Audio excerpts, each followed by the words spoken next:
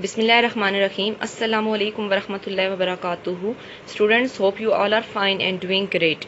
Today we are going to start social study for grade 7. All of you open your reading textbook page 11, lesson number 2, denotation. Denotation means shikast or reek. So students, we have done our Hawk chapter plus 2 exercise question in our previous lecture. Today we are going to start reading plus explanation of reading textbook page number 14. Page 14, mass wasting. The downward movement of large pieces of rocks, debris and soil due to force of gravity is called mass wasting or mass movement. Students, जब rocks के जो large pieces है उसकी downward movement होगी किसी भी force of gravity की वजह से, तो उसे हम क्या कहते हैं? मैस वेस्टिंग कहते हैं। Landslides are common example of mass wasting. Type of mass wasting, the following are a few type of mass wasting. Creep. It is the slow downward movement of a rock fragments on a weathered slope. Creep क्या है? ये एक slow downward movement है rocks की, ठीक है। Debris flow क्या है? It is the down slope movement. ये भी डाउन स्लोप मूवमेंट है of a loose mud along with water. Mud mean मिट्टी, वाटर के साथ लूज मड, ठीक है। Mud flow and debris are common example. Rock fall, it is the free fall of rock pieces. Rock fall क्या है? ये free fall है, ठीक है, रॉक्स पीसेज का from the face of the Cliff. पहाड़ी की जो चोटी है उससे जब रॉक्स ऑटोमेटिकली मतलब खुद ब खुद गिरती जाती हैं तो उसको हम क्या कहते हैं? ये रॉक फॉल है। Rock slide, it is a rapid downward flow of bed rock material on a slope.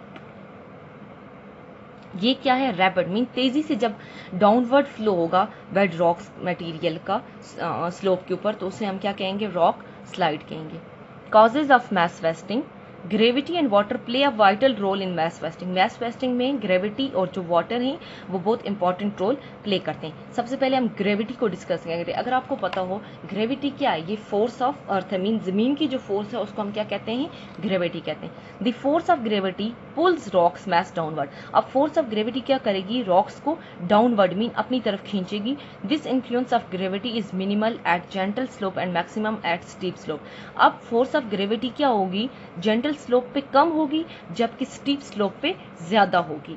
Slope material, the slope that contain layer of soft material like clay और shale respond more to mass wasting than hard surface slope. अब वो slope जो soft material की layer को contain करेंगे, clay mean मिट्टी होती है ये भी, ठीक है, और शेल, अब ये क्या करेंगे? मैस वेस्टिंग को रिस्पॉन्ड करेंगे ज्यादा, लेकिन जो हार्डर सरफेस होंगी वो कम करेंगी। Water work as a lubricant for downward movement of rocks and debris. अब वाटर क्या करता है? बहुत इंपॉर्टेंट रोल प्ले करता है रॉक्स की डाउनवर्ड मूवमेंट में। Water exert pressure on rocks. अब वाटर क्या करेगा? रॉक्स के ऊपर प्रेशर डालेगा और फ्रिक्शन को रिड्यूस कर देगा। Heavy rains are the major condition in which mass wasting occur most frequently. So students, जो हैवी रेन होगी मीन जब बारिश बहुत ज़्यादा होगी तो उस वजह से भी मैस वेस्टिंग जो है वो बहुत ज़्यादा पैमाने पर अक्कर होगी। इरोजन, या फिर हम कह सकते हैं ज़मीन का कटाव। द प्रोसेस ऑफ रिमूवल और wiping away of rocks fragment is called erosion. Removal of rocks और वाइपिंग ऑफ फ्रेगमेंटेशन, इस प्रोसेस को हम क्या मीन सिंपली आप कह सकते हैं कि रिमूवल ऑफ रॉक्स, तो इसको हम क्या कह सकते हैं कि ये क्या है? Erosion. It occurs after weathering. अब इरोजन कब होगी? वेदरिंग के बाद होगी और मैस वेस्टिंग के बाद। It is done by some natural agent such as wind, running water और मूविंग आइस टीसी। अब इरोजन की वजूहत क्या होती है और ये किस वजह से होती है? इरोजन जो होगी वो नेचुरल एजेंट्स की वजह से होगी, जैसे कि हवा की वजह से होगी। जब बहुत ज़्यादा हवा चलेगी तो उसकी वजह से भी रॉक्स जो होंगी वो मूव करेंगी। पानी की वजह से भी, मतलब पानी अगर बहुत ज़्यादा मकदार में गिरता रहेगा, या फिर आइस जब मूव करेंगी, आइस की जो मूवमेंट होगी, बड़े बड़े ग्लेशियर्स जब मूव करते हैं तब भी कुछ उसके साथ रॉक्स मूव करती हैं। Causes of erosion, some natural agent such as running water, moving ice and wind causes erosion. ये वजूहतें इरोजन की कौन कौन सी? रनिंग वाटर, मूविंग आइस और वेंट, इसकी वजह से इरोजन होती है। Page 15, running water, the force of running water as river gradually washes away rocks fragment along the river. अब देखिए, हमें ये पता है कि जब पानी मूव करता है तो उसके साथ चट्टानें ज़रूर मूव करती हैं। तो इसी तरह हम कह सकते हैं कि रिवर जब आहिस्ता आहिस्ता मूव करते हैं तो उनके साथ कुछ रॉक्स भी मूव करती हैं। The force of ocean waves break pieces of rocks along the coast line. अब फोर्स ऑफ ओशन मीन जो पानी की जो ताकत है या कुव्वत है उसकी वजह से रॉक्स जो तीन छोटे छोटे पीसेज में टूट जाती हैं। Waterfall also erode rocks as waterfall from the height with force. अब जो वाटरफॉल है मीन वो पानी जो ऊंचाई से गिरता है, जो पानी ऊंचाई से गिरेगा उसके बॉटम पे जितने भी रॉक्स हैं उसकी वजह से वो भी उस पानी की वजह से वो भी टूट जाएंगी या फिर ब्रेकआउट हो जाएंगी। Moving ice, the force of moving ice as glacier grind the surface of the rocks, glaciers take with them debris that lead to the formation of long cuts on the surface called grooves। अब हमें पता है कि जब ice move करेगी तो उसकी वजह से क्या करेंगी, रॉक्स भी मूव करेंगी। अब ग्लेशियर्स क्या करेंगे, बहुत सारे डिब्रीज को अपने साथ लेकर जाएंगे जिसकी वजह से क्या करेंगे, लॉन्ग कट्स बनेंगे। तो उनको हम क्या सरफेस सतह के ऊपर, रॉक्स की सतह के ऊपर बड़े बड़े कट्स लग जाएंगे और जिसको हम क्या कहेंगे कि वो क्या है, ग्रूव है। विंड मीन आंधी, ठीक है। जब बहुत तेज़ हवा चलती है तो उसको ऐसे तो हम कहते हैं ना एयर, लेकिन जब वो बहुत ज़्यादा मकदार में चलेगी और तबाही फैलाएगी तो उसे हम कहेंगे विंड यानी आंधी। Wind erosion is common in desert area. अब विंड एरोजन किस एरिया में कॉमन है, डेजर्ट में कॉमन है। Sand dunes form in desert, sand dunes कहाँ पर पाए जाते हैं, सहरा में पाए जाते हैं। When the wind carry away loose particle of the sand, जब अब बहुत तेज़ हवा जो होगी सहरा में रेत के ज़रों को लूज कर देगी या कैरी कर लेगी, ठीक है। Erosion in local areas.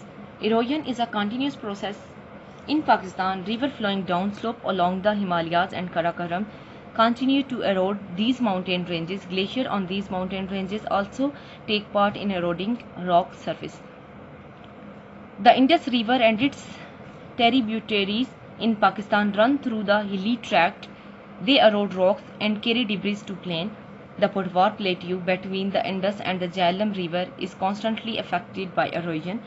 The Thar, Cholistan and the Kairan are important deserts of Pakistan.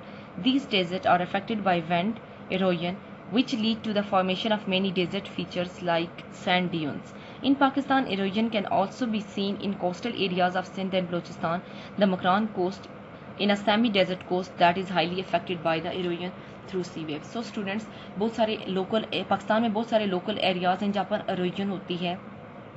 बहुत सारे ग्लेशियर्स ऐसे हैं जो कि रॉक्स की ब्रोक डाउन करते हैं। अब जो इंडस रिवर है वो हिली ट्रैक के ऊपर है, उसकी वजह से बहुत ज़्यादा एरोजन होती है। पाकिस्तान के बहुत सारे डेजर्ट ऐसे हैं जैसे थल और चोलिस्तान, ये बहुत ज़्यादा ये इंपॉर्टेंट डेजर्ट है पाकिस्तान के। और ये जो डेजर्ट हैं इनमें जो एरोजन होती है ये विंड की वजह से होती है। और इन किसकी वजह से होती है, विंड मीन हवा की वजह से होती है। अब पाकिस्तान में जो एरोजन है वो कोस्टल एरियाज़ में होती है, सिंध और बलोचिस्तान के कोस्टल एरियाज़ में भी होती है।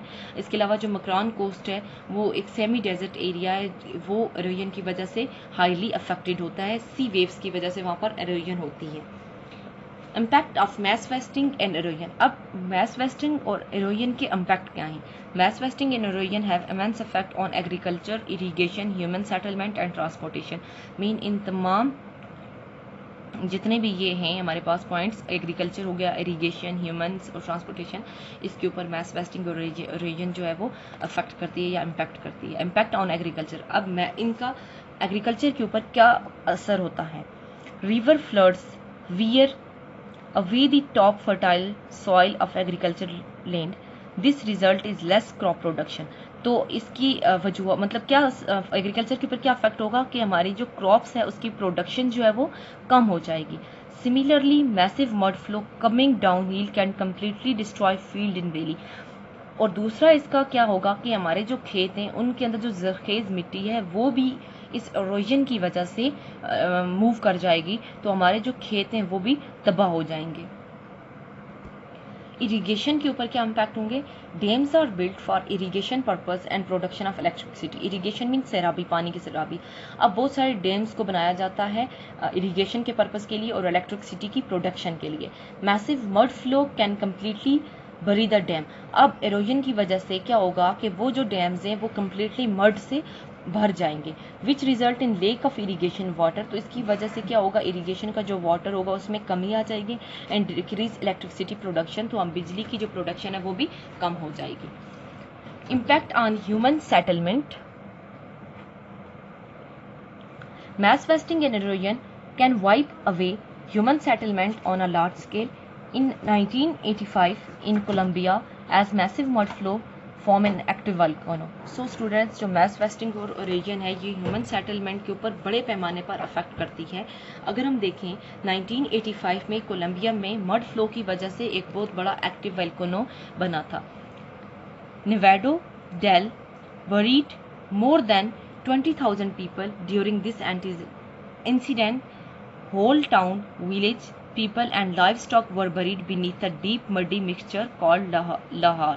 अब ये जो हुआ था स्टूडेंट्स, ये जो एक्सीडेंट हुआ था इसमें क्या हुआ था, तकरीबन इस एक्सीडेंट्स के अंदर बहुत सारे टाउन, विलेज और बहुत सारे लोग जो थे वो इस मड के अंदर क्या हो गए थे, इसके नीचे आ गए थे, तो जिसकी वजह से बहुत ज़्यादा जानी और माली नुकसान हुआ था। Impact on transportation network, landslide and glacier causes blockage of road. अब आपको पता है ट्रांसपोर्टेशन मीन हमारी सबसे पहले रोड ब्लॉक हो जाएंगी, अगर लैंडस्लाइड होंगे या ग्लेशियर्स होगा तो उसकी वजह से रोड ब्लॉक हो जाएंगी। And other transport route in mountainous area, they are very common in northern area. अब ये जो हैं इम्पैक्ट हैं ये किस एरियाज में कॉमन है, नॉर्दर्न एरियाज में कॉमन है। It may take several days to clear the road for further travelling. अब अगर सपोज दैट लैंडस्लाइड की वजह से हमारी जो रोड ब्लॉक्स होती हैं तो हमारा जो ट्रांसपोर्टेशन का सिस्टम है वो तबाह हो जाता है और हम फौरी तौर पर उसको क्लियर भी नहीं कर सकते। मीन कुछ दिन लगेंगे, कुछ हफ्ते लगेंगे कि हम उस रोड को क्लियर कर सकें, तो उसकी वजह से हमारी जो रोज़मर्रा की जो रूटीन है वो डिस्टर्ब हो जाएगी। Ways to minimize the impact of mass wasting and erosion. Mass wasting and erosion can be controlled by some extent by following ways. अब हम किस तरह से mass wasting और erosion को कम कर सकते हैं, वो कौन से तरीके हैं जिसकी वजह से हम इनको कम करें ताकि इनके जो साइड इफेक्ट हैं या इनके जो बैड इफेक्ट हैं वो हमारी जिंदगियों पे कम से कम हो सकें। The roots of plant and trees hold soil in place. So trees should not be cut and more trees should be planted on a slope to control mass wasting and erosion. Students, trees और हमारे जो plants हैं वो soil को भी hold करते हैं ज़मीन के अंदर एक जगह पर। अब हमें क्या करना चाहिए, हमें ट्रीज़ को बिल्कुल कट आउट नहीं करना चाहिए। इनफैक्ट हमें बहुत ज़्यादा मकदार में ट्री ग्रो करने चाहिए ताकि हमारी जो सॉइल है वो मूव ना कर सके और हम ज़्यादा से ज़्यादा मैस वेस्टिंग और इरोजन पर कंट्रोल कर सकें। In hilly areas where slope और steep barriers and retaining walls should be built to minimise landslide. अब हिली एरियाज में जहाँ पर स्लोप्स क्या होंगे, स्टीप होंगे, वहाँ पर हमें क्या करना चाहिए, बड़ी बड़ी रिटेनिंग वॉल बनानी चाहिए ताकि हम लैंडस्लाइड को कम कर सकें। Steep and dangerous slope should be remove. इसके अलावा जितने भी स्टीप हैं और स्लोप्स हैं डेंजरस उनको हमें ख़त्म कर देना चाहिए। Rock bolt cable and screen should be use to control the rockfall. अब रॉकफॉल को कंट्रोल करने के लिए हमें केबल, रॉक बेल्ट और स्क्रीन का इस्तेमाल ज़्यादा से ज़्यादा कंट्रोल करना चाहिए। Settlement in avalanche and landslide prone areas should be avoided. अब सेटलमेंट के लिए हमें लैंडस्लाइड एरियाज से दूर रहना चाहिए। मीन हमें ऐसे एरियाज जहाँ पर लैंडस्लाइड का खतरा हो वहाँ पर हमें किसी भी सूरत में सेटलमेंट नहीं करनी चाहिए, बल्कि हमें उस एरिया से दूर रहना चाहिए। To exercise of this chapter, let's do it. Part A. Answer the following questions briefly. Students, in our previous lecture, we have done question number 1, 2, 3 and 4. Now we are going to solve the question number 5. And from part B, we have done question number 1. So, write 3 ways to minimize the impact of mass wasting and erosion. Students, हमने 3 ways लिखने हैं कि हम किस तरह से mass wasting और erosion को कम से कम कर सकते हैं। Mass wasting and erosion can be controlled by the following ways. First one is trees should not be cut and more trees should be planted to control mass wasting and erosion. Rock wall, cable and screen should be used to control the rock wall. In hilly areas, barrier and retaining wall should be built to minimize landslide. Students, ये 3 ways हैं, इनको अपनाते हुए हम किसी हद तक mass wasting और erosion को control कर सकते हैं। ओके, अब फर्स्ट हमारे पास क्या है कि हमने ट्रीज को कट डाउन नहीं करना। ट्रीज, प्लांट्स, पौधे, हमने इनको किसी सूरत कट आउट नहीं करना, बल्कि हमने ये कोशिश करनी है कि हम ज़्यादा से ज़्यादा ट्रीज को ग्रो करें ताकि हम मैस वेस्टिंग और इरोजन को खत्म कर सकें। अब इरोजन को आपको पता है क्या है, ये ज़मीन का कटाव है। अगर हम दरख्तों को काटेंगे तो बहुत ज़्यादा मकदार में हमारी जो सॉइल है वो क्या हो जाएगी, वो लैंडस्लाइड का शिकार हो जाएगी, लैंडस्लाइडिंग वहाँ पर होगी, तो वो हमारी जो ज़मीन है वो इसका क्या हो जाएगा, डैमेज हो जाएगा। लेकिन अगर ट्रीज हैं तो ट्रीज की जो जड़ें वो ज़मीन को मजबूत करेंगी, तो इस वजह से क्या कहते हैं कि ट्रीज को ज़्यादा से ज़्यादा ग्रो करना। रॉक वॉल्ट केबल और स्क्रीन का बहुत ज़्यादा इस्तेमाल करना चाहिए ताकि रॉक फॉल ना हो सके। इसके अलावा हिली एरियाज में बैरियर और रिटेनिंग वॉल, बैरियर और रिटेनिंग वॉल में जंगला लगा देना चाहिए ताकि हम लैंडस्लाइड को कम से कम कर सकें। Causes of mass describe causes of mass wasting. Causes of mass wasting are gravity and water play a vital role in mass wasting. Students, mass wasting में water और gravity एक important role अदा करती हैं। पहले हम gravity को explain करेंगे। Gravity क्या है? कशिश सकल है, मीन force है अर्थ की। Gravity क्या है? Force of earth है। The force of gravity pulls rocks mass downward. The influence of gravity is minimum at gentle slope and maximum at steep slope. Students, आपको मैंने बताया कि ग्रेविटी क्या है, अर्थ की फोर्स है। अब अर्थ की फोर्स है, इट्स मीन कि ये हर चीज को डाउनवर्ड मूव करेगी, और फोर्स ऑफ ग्रेविटी क्या करेगी कि रॉक को डाउनवर्ड खींचेगी, और इसकी वजह से जो ग्रेविटी होगी वो स्लोप क्या होती है, डेल1 सतह होती है, उस पर क्या होगी, मिनिमम मीन कम होगी। जबकि जो स्टीप स्लोप होगा, जेंटल स्लोप जो धीमा स्लोप है उस पे कम होगी, जबकि स्टीप स्लोप पर क्या होगी, मैक्सिमम होगी। Slope material, the slope that contain layer of soft material like clay or shale respond more to mass wasting than hard surface slope. Slope material का क्या होगा कि वो स्लोप जो क्या करते हैं, लेयर्स कंटेन करते हैं सॉफ्ट नरम मटेरियल की। क्ले आपको पता है मिट्टी है, वो मिट्टी जो बिल्कुल नरम और चिकनी होती है, ये क्या करेंगे, मैस वेस्टिंग को, इसकी वजह से मैस वेस्टिंग जो होगी वो बहुत ज्यादा होगी, जबकि जो हॉट सरफेस है उन पर कम होगी। Water work as a lubricant for downward movement of rocks. अब वाटर की वजह से भी जो रॉक्स है वो डाउनवर्ड मूव करेंगी। Water except pressure on rocks and reduce friction. Water क्या करेगा, रॉक्स के ऊपर बहुत ज्यादा प्रेशर डालेगा, जिसकी वजह से फ्रिक्शन क्या है, रगड़, वो कम हो जाएगी। हैवी रेन और the major condition in which mass wasting occur more frequently. अब जो बहुत तेज बारिश होती है उसकी वजह से ये चांसेस होते हैं कि मैस वेस्टिंग जो है वो बहुत ज्यादा पैमाने पर होगी, क्योंकि रॉक्स डाउनवर्ड मूव करती हैं, जब बारिश ज्यादा होगी तो वो रॉक्स के ऊपर पड़ेगी और रॉक्स की मूवमेंट होगी। What are the impact of mass wasting and erosion? अब हमने बताने हैं कि mass wasting और erosion के क्या क्या impacts हैं। Impacts on agriculture. River flood wear away the top fertile soil of agriculture land. This result in less crop production. अब जो सैलाब होंगे, सैलाब की वजह से जमीन की जो ऊपर की जो सतह जरखेज है वो क्या हो जाएगी, सैलाब का पानी उसको उड़ाकर ले जाएगा, उसकी वजह से मिट्टी जो है जरखेज ऊपर से चली जाएगी, तो उसकी वजह से क्या होगी, क्रॉप की जो प्रोडक्शन है, फसलों की जो प्रोडक्शन है वो कम हो जाएगी। Impact on agriculture. Dams are built for irrigation purpose and production of electricity. Irrigation का मतलब क्या होता है, सैलाबी होता है। अब देखें डैम्स को किस लिए बनाया जाता है, डैम को इसलिए बनाया जाता है ताकि हम क्रॉप्स को इरिगेट कर सकें, और इसके अलावा इलेक्ट्रिसिटी की प्रोडक्शन कर सकें, क्योंकि इलेक्ट्रिसिटी किससे बनती है, पानी से बनती है। तो डैम्स को इसीलिए बिल्ड किया जाता है कि हम ज्यादा मात्रा में वाटर को स्टोर करके उससे इलेक्ट्रिसिटी की प्रोडक्शन हासिल करें, एंड सेकंड हम अपनी फसलों को सैराब करें। मड फ्लो कैन कंप्लीटली बरी द डैम। अब मड फ्लो जब क्या होगा, मड फ्लो मीन मिट्टी बहुत ज्यादा मात्रा में जब मिट्टी ही डैम्स में स्टोर हो जाएगी तो उसकी वजह से डैम्स जो होंगे मिट्टी से भर जाएंगे और इरिगेशन जो होगी वो कम हो जाएगी। मतलब उन्हीं डैम्स के अंदर हम पानी को ज्यादा मात्रा में स्टोर नहीं कर सकेंगे, जिसकी वजह से इलेक्ट्रिसिटी की प्रोडक्शन भी कम हो जाएगी। Impact on transportation network. Landslide and glacier cause blockage of road and other transport route in mountainous area. These are very common in northern area of Pakistan. So student transportation के ऊपर क्या effect पड़ता है कि landslide और glaciers की वजह से रोड्स जो है वो ब्लॉक हो जाती हैं, बहुत ज़्यादा जो माउंटेनियस एरिया वहाँ पर ट्रांसपोर्ट ऑलमोस्ट स्टॉप हो जाती है। और ये जो है ये जो ट्रांसपोर्टेशन नेटवर्क में जो इम्पैक्ट है ये पाकिस्तान के कौन से एरियाज में कॉमन है, नॉर्दर्न एरियाज में कॉमन है। State the difference between weathering, mass wasting and erosion. First one is weathering. The breakdown of rocks into smaller fragments is called weathering. जब रॉक छोटे छोटे फ्रैगमेंट्स में डिवाइड हो जाएंगे तो उसे हम क्या बोलेंगे, ये वेदरिंग है।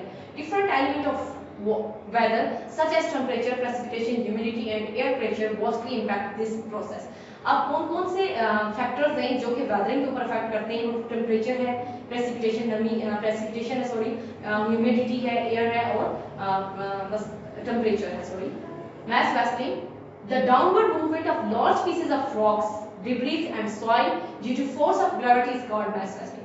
Mass wasting क्या है? ये भी रॉक्स की मूवमेंट है, रॉक्स के लार्ज पीसेस की डाउनवर्ड मूवमेंट है, बट ये किस वजह से होती है? फोर्स ऑफ ग्रेविटी की वजह से होती है. स्टूडेंट्स याद रखें, यहाँ पर फैक्टर्स थे temperature, precipitation, humidity and air pressure, जबकि मैस वेस्टिंग में हमारे पास फैक्टर क्या है? ग्रेविटी, यानी ग्रेविटी की वजह से ये रॉक्स डाउनवर्ड मूव करते हैं. Erosion, the process of removal or wiping away of rocks fragment is called erosion. वो प्रोसेस जिसमें रॉक्स होंगी, मूव होंगी, सॉरी रिमूव हो जाएंगी या फिर उस जगह से, अपनी जगह से दूसरी जगह पर चली जाएंगी, उस प्रोसेस को हम erosion बोलते हैं. और erosion का क्या मतलब है? जमीन का कटाव. इट अकर आफ्टर वेदरिंग, और ये erosion कब होगी? वेदरिंग की बात होगी और मैस वेस्टिंग की बात होगी. It is done by some natural agent. अब erosion के वजूहात क्या है, मतलब कौन कौन से फैक्टर्स हैं जो erosion का सबब बनते हैं? wind, water and ice, इन तीन की वजह से erosion होती है. Part C, choose the correct option. Students, it's your homework. You have to do it on your textbook of SST. Part D, match column A with column B. This one is also your homework. You have to do it. You have to solve it on your textbook. Students, unit 2 is completed. Now it's your home task. You have to make 5 MCQs from each topic of this unit and write all these questions on your notebook of SST. Jazakallah fi aman.